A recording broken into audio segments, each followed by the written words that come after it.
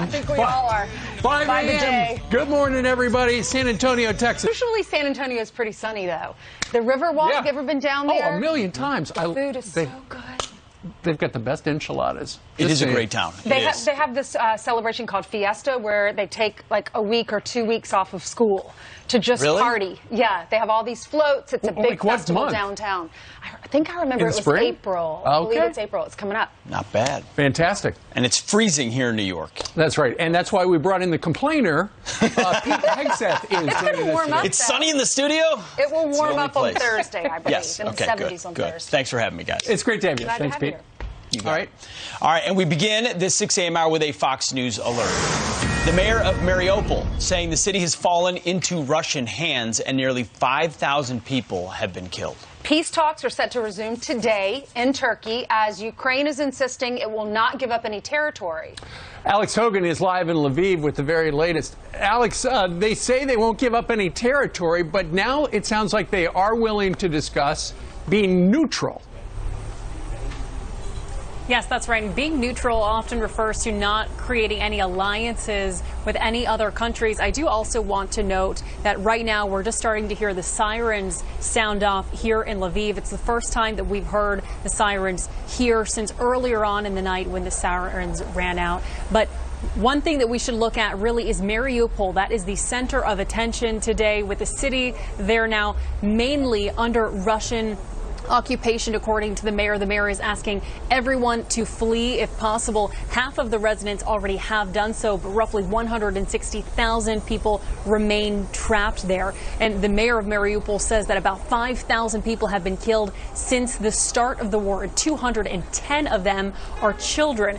Now let's also take a look at some of the devastation in Mykolaiv. Their people are trying to comb through the rubble of their homes. So many pieces of belongings, their homes, their buildings, they have all been decimated. The city is an entry point to the Black Sea port, and if it is seized, that city would cut off Ukraine to much of its coast. Refugees escaping on a bus with blown out windows say that they are completely at a loss of how this is their life now.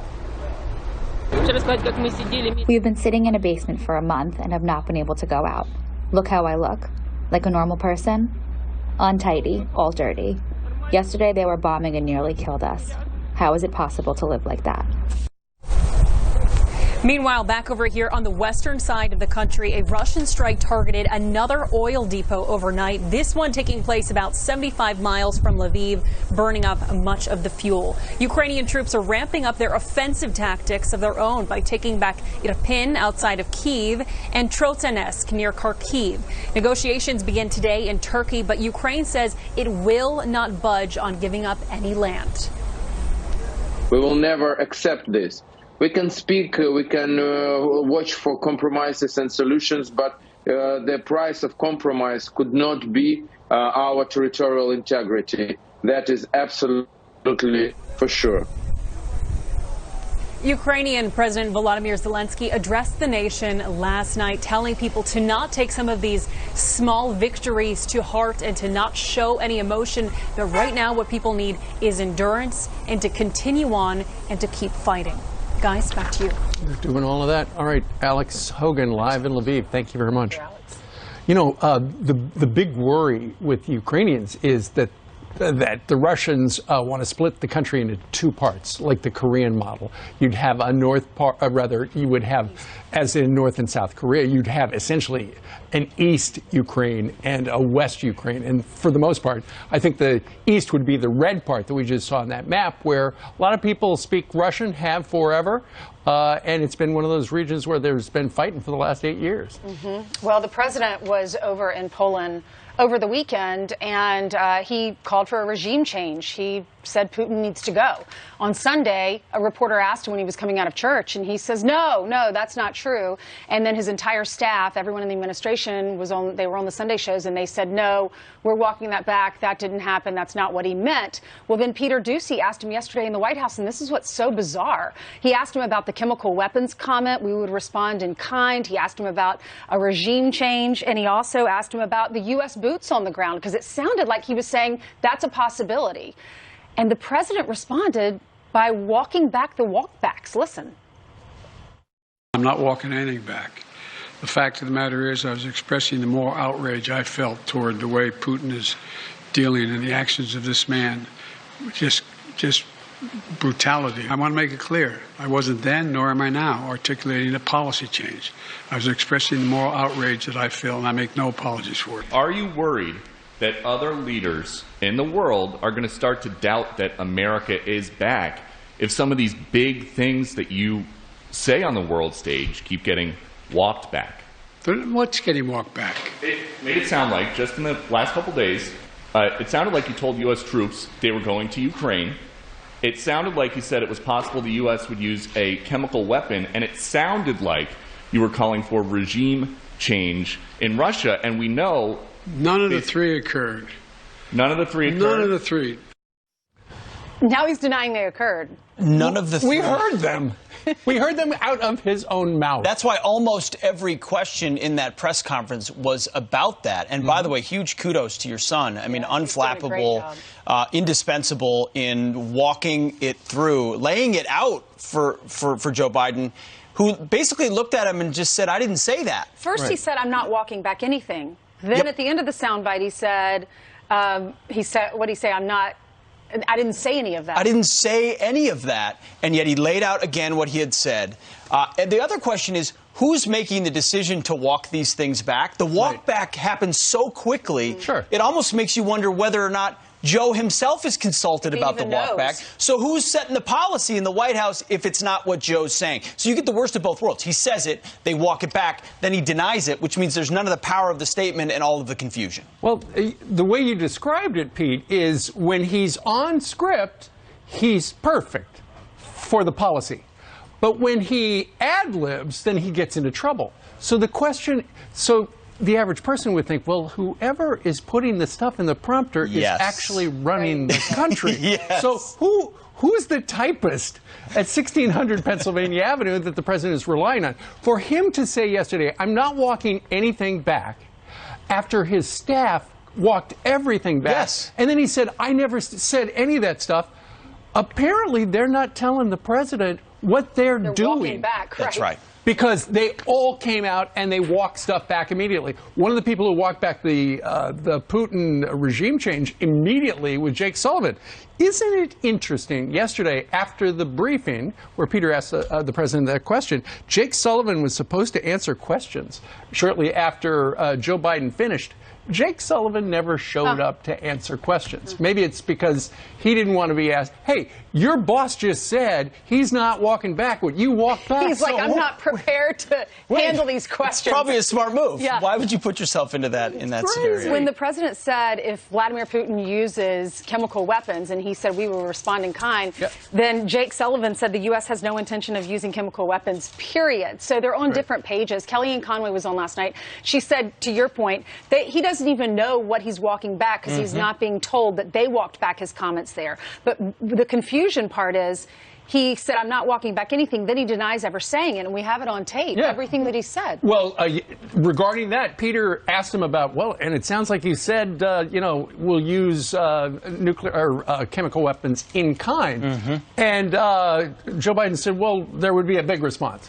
And Peter said, what does that mean? and Joe Biden said, well, that's a silly comment. I'm not going to tell you. Punk. Okay, I'm adding that part. Well, pretty close. That's what he was thinking. He's called him a son of a bee before. It's true. Oh, yeah. Well, Mike Huckabee was on Sean's show last night and talked about this ever-cascading series of events that only lead to confusion. Watch this. The thing that's frightening about what Joe Biden has been doing is that this walk back that he's having to give, and he says he's not walking back anything. Sean, we've never seen a walk back like this since Michael Jackson moonwalked to the tune of Billie Jean back in the mid-'80s.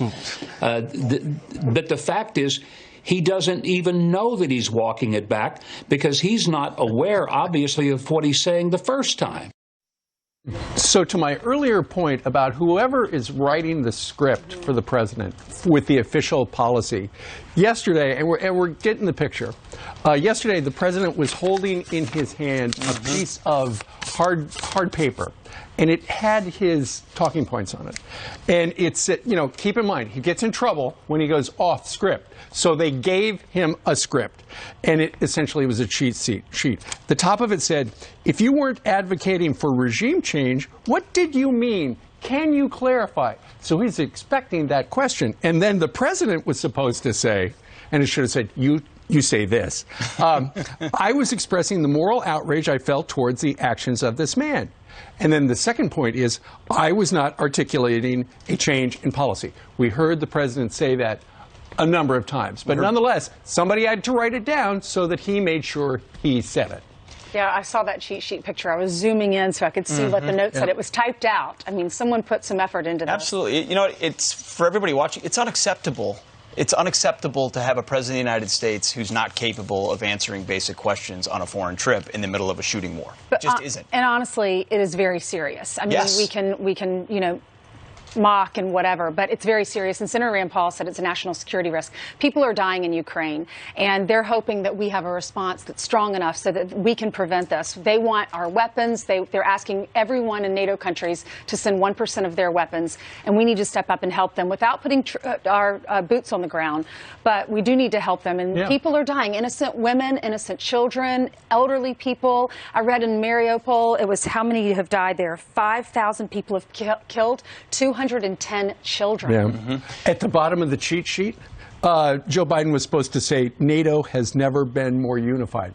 The problem for Joe Biden... We've heard that. Yeah, we did hear that. The problem for Joe Biden is, the weekend get-together with the leaders over with NATO and our allies over there was supposed to rally the troops. We're all on the same page. Everybody was on the same page until Joe Biden started to ad-lib. And that is where we got into trouble. Because now he has given Vladimir Putin some grade A, first-class propaganda, where Vladimir Putin can say, you heard the president, it's not about Ukraine. He wants me out. It was a gift, and it was an unforced error. And he's only been in office for a little more than a year. We have 3.5 plus months. If you want to play the Donald Trump game, if it were Donald Trump game, this would have been the third time in 4 days when the left was screaming for the 25th Amendment. If this were Donald Trump. It's true. Sure. I mean, that's where the conversation would be. That's how bad this is right now. Well, there is other news, and it was the big story yesterday. Coming up, Will Smith, the actor, has issued a public apology to Chris Rock, the comedian, for that now infamous Oscar slap. The latest on the fallout as the Academy launches a formal review. Will something happen to Will? Plus, we have new video that's showing the dire situation that's unfolding down at our southern border, why the Biden administration is bracing for another record-breaking surge of migrants.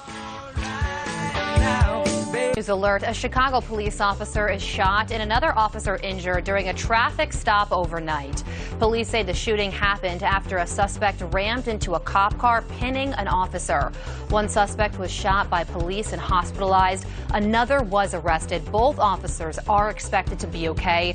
The news comes as it's revealed that Chicago Mayor Lori Lightfoot reportedly has a secret group of up to 65 extra officers protecting her, in addition to her bodyguards. The Democrat mayor has previously supported defunding police, proposing to cut the department's budget by $80 million at one point. And U.S. Border Patrol agents encountering two large groups of a total of 95 illegal immigrants in the New Mexico desert on Thursday. And new footage emerges from Eagle Pass, Texas, of another large group of migrants being released into the community under the catch and release policy. That group was reportedly more than 300 migrants. Texas Governor Greg Abbott promising jobs to any Border Patrol officers who received discipline over claims that they whipped Haitian migrants trying to illegally enter the United States. The biggest airport in Austin, Texas, is sending out a fuel shortage alert yesterday. Austin Bergstrom International warning passengers to arrive at least 2 hours early for their flights, as it deals with increased flight activity, the fuel infrastructure at the major airport hub buckling under the increased demand for flights as the city's population booms. Austin is the 4th fastest growing metro area in the U.S., and its airport features poor infrastructure. Those are your headlines, guys. Over to you. All right, so the solution, you fly into San Antonio or you fly into Houston and you drive. There you go. You Then you could. don't get stuck in Austin. But there are a lot of. Thank you very much, Carly. Thank you, Carly. Apparently, the problem comes down to because there are so many people who are traveling now, and the Austin airport, for whatever reason, perhaps environmental, they never expanded their original 2 great big fuel tanks. So when they built the airport back in 1999, they had 2 fuel tanks, which is about half what another airport its size would have. And so what they're telling, the airlines are saying, hey, why don't we fly into Austin with a bunch of extra gas so we don't have to gas up there because we might not make it out of town. Those are interesting facts, Steve, but I think it's a city run by liberals, and so it doesn't work. That's every other city in Texas, you know, more or less run by conservatives. They seem to get their airports right. So probably a basic recipe at this point. Basic manual, here's how you run an airport, here's how much fuel you need, they can't figure it out. It's the capital city in the state of Texas. South by Southwest is there, so maybe that's why they're having problems right now. I don't know. Well, think about it. It's Texas. They're awash in gas, and they can't get gas to the airport. Good point. That's nuts. Anyway, back to yesterday's big story, and we've got some developments. Will Smith, the actor, and the Academy are now speaking out after he slapped Chris Rock at the Oscars. Initially, people thought it was a bit. It was not a bit. Well, he won the big award, so there was video after the actual Academy Awards of him dancing, of Will Smith dancing the night away after that attack, after he slapped Chris Rock. But he could face the music for his actions, according to the Academy. TV's Todd Pyro joins us with the latest. Todd, good morning. TV's Todd Pyro. It's the story America can't stop talking about, including all of us during commercial breaks. Will Smith finally apologizing to Chris Rock after the slap heard around the world on Sunday night at the Oscars. Watch again. Jada, I love you. G.I. Jane 2, can't wait to see it. All right? Take in, but you didn't miss it. Smith did not apologize to Rock on Sunday night. Instead, he tearfully apologized to the Academy, but finally shared this late yesterday. Quote, my behavior at last night's Academy Awards was unacceptable and inexcusable. Jokes at my expense are part of the job, but a joke about Jada's medical condition was too much for me to bear, and I reacted emotionally. I would like to publicly apologize to you, Chris. TMZ reports Rock did not know Jada Pinkett Smith suffered from alopecia and that he has not yet responded to Smith's apology, but Smith could still face the heat from the Academy, who said yesterday, quote, the Academy condemns the actions of Mr. Smith at last night's show. We have officially started a formal review around the incident and will explore further action and consequences. Insiders tell Page Six that the attendees were just as confused and shocked as we were watching from home. Most disapproved of Smith's violence, but as you know, there were some people who said, Smith may have done the right thing. So this story not going away anytime soon, guys. Who said that? The View. We ran a montage of people on our show, Fox and Friends First, saying, Will Smith was in the right there. Will Smith was in the right. But let's face it. Do you think George Gascon, the liberal DA there in L.A., is going to press charges on this one? Methinks not. Well, but you're a lawyer. You know that if Chris Rock were to press charges, he's got 15 million witnesses. He does, but again, will George Gascon go ahead with it? I mean, that's the real question. Look, I don't think Rock's going to do anything. I think Rock wants this to go away. His prices for his shows have already skyrocketed. Yeah. I think he's going to sort of take his chips and leave the casino, but you never know. Well, he's a comedian. People feel sorry for him now because that was quite a slap. That was... You could hear it. But thanks, Todd. Sources say that Chris Rock had no idea that Jada had alopecia and said that he doesn't have a mean bone in his body. And then Richard Williams, Venus and Serena's dad, responded and said, we don't know all the details of what happened, but we don't condone anyone hitting anyone else unless it's in self-defense. Yeah, as soon as it happened, according to Page Six, Smith's publicist, the Academy CEO, and the president walked into a private room to figure out what was going to happen. Because according to Page Six, they knew that after this happened, and then Will sat down in his chair, there's a possibility that Will was going to get up and win the Oscar. Actually, they already knew. So they knew he was going to get up, and they had to figure out what to do. And apparently there are now some stories this morning that apparently they talked about maybe having him removing him. Yeah, that did not happen because they could not figure out what to do in time. All I know is there's clearly so much more going on behind the scenes of dysfunction inside. They've been very open about their marriage. There's been stories. This is the moment he decides to defend her, and he actually initially laughed at the joke, then probably looked over. I know. I wish the cameras had showed. I wanted to see what her reaction was. At first, she rolled her eyes, but then when there must have been an exchange or something where she's like, "Are you going to let this happen?" She started crying or something, and then he goes on stage and. But here's the thing about the Will Smith apology. He didn't call Chris Rock up on the phone. He didn't say, hey, let's get together and have lunch. I want to talk to you. He just put it out on social media. So it's typical Hollywood sort of. Typical Hollywood. I was reading one thing today. In the Wall Street Journal, this is their op-ed. It's Will Smith wins the Oscar for battery. Why do famous people behaving badly think the rest of us want to watch? Well, and you also felt for the crew that put this movie together, that worked so hard, and I think that's why he apologized to them. He said, I'd like to apologize to the Williams family and my King Richard family. I deeply regret that my behavior has stained what has been an otherwise gorgeous journey for all of us. I am a work in progress. Sincerely, Will. Yeah. Todd alluded to this. Chris Rock's tickets before the incident were selling for $46. That's all? $46, yep. He's so and then famous. Now, I would think it'd be really expensive. Now on TickPick, whatever that is, $350. They sold more tickets after than they did all last month. Well, because of the way he handled it, he's coming out of this thing looking good. Absolutely. Well, Will Smith did apologize, and we are a country mainly of forgiveness. Hope we should be, at least. Let's hope.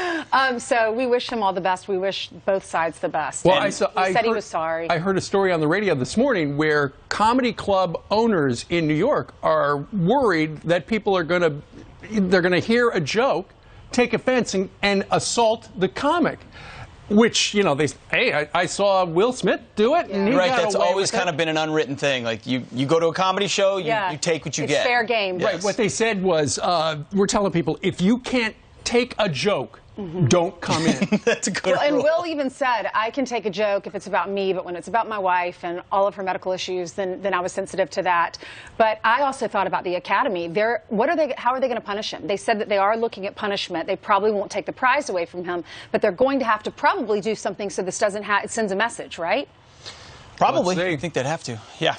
All right. It's still a mess. It's still a mess, and if there are any new developments, we'll bring them to you. All right, coming up, a new poll reveals who voters really want to control Congress, why Democrats should brace for a red wave in November. Welcome back. A defiant Joe Biden making no apologies as he stands by his comments, stating Vladimir Putin, quote, cannot remain in power. I'm not walking anything back. The fact of the matter is I was expressing the moral outrage I felt toward the way Putin is dealing and the actions of this man. Just brutality. Does it complicate the diplomacy of this moment? What complicates the situation of the moment is the escalatory efforts of Putin to continue to engage in carnage. That's what complicates things a great deal, but I don't think it complicates it at all. Here to react, Fox News contributor and national security and military analyst, Dr. Rebecca Grant. Doctor, thanks so much for being here. Let me pose that question to you as someone who's an international relations expert. Does saying what Joe Biden said, then walking it back, then standing by it, does it complicate our efforts in trying to bring this war to an end? Well, it's too late for him to walk it back. Everybody heard it. And I'm tired of either Biden or Secretary Blinken trying to pretend that there was some diplomatic meaning or it meant something else. We all heard what he said. But I think the real complication is that Biden is all emotion and no statesmanship. And while they tiptoe around trying not to upset Russia and give Ukraine first-class weapons, right, then they come out with a remark like this. So it's the policy flaws that really disturb me here. The other disturbing part is, what is our strategy right now as it pertains to the war in Ukraine and our role?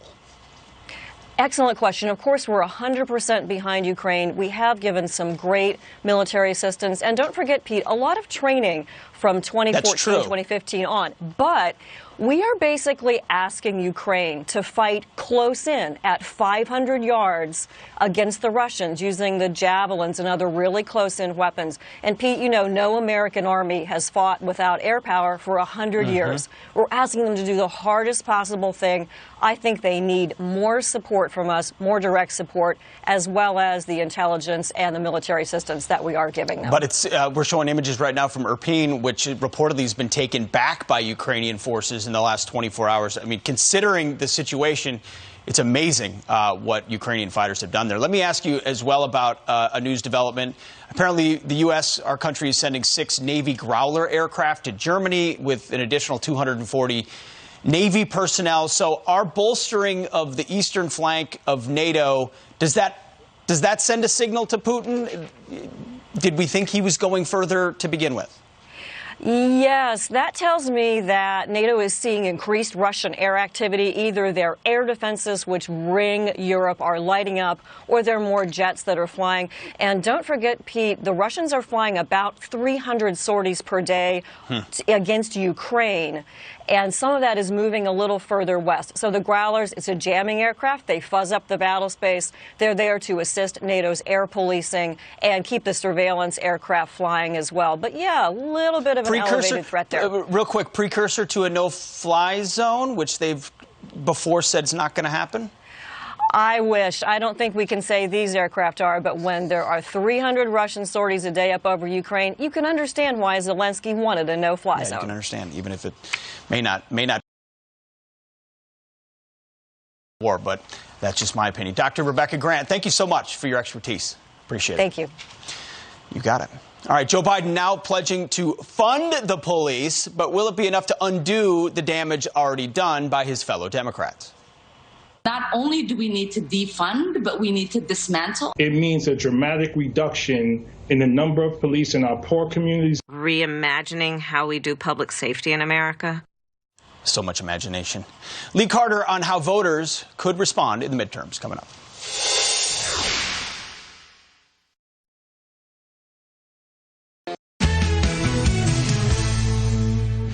I've said it before.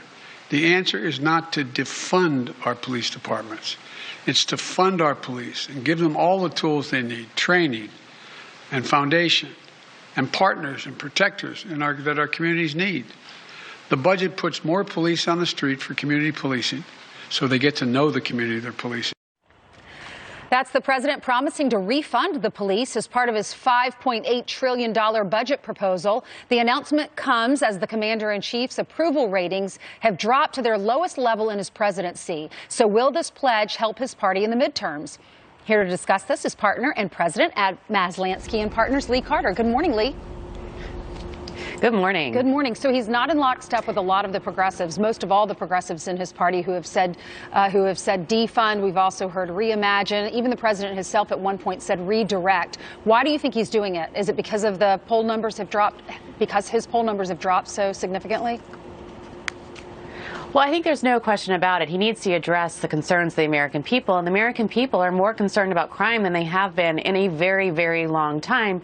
Nothing that he's said up to this point has restored confidence. If you look at his approval ratings on how people feel about his treatment of crime, on gun control, on all these issues, and especially on the police, he's not getting the support even among his own party. So I think he needs to address that, and he needs to come out strong on it. Now, is it enough to make a commitment in this way? I think people are skeptical. What does it mean for him to fund the police? He's talked about that meaning funding mental support. He's talked about it meaning a number of different things. When people aren't feeling safe, it's more than just about funding the police. It's about what are we going to do to make people in cities, especially where people are feeling most unsafe, feel safer. And it's not just about the police. It's about a comprehensive plan on how he's going to do that. So this is alone not going to be enough, but it's certainly a step in the right direction. Yeah, it's really about sending a message to the criminals. They're not going to get away with this. We don't want to walk outside and worry about someone robbing us or holding us up at gunpoint.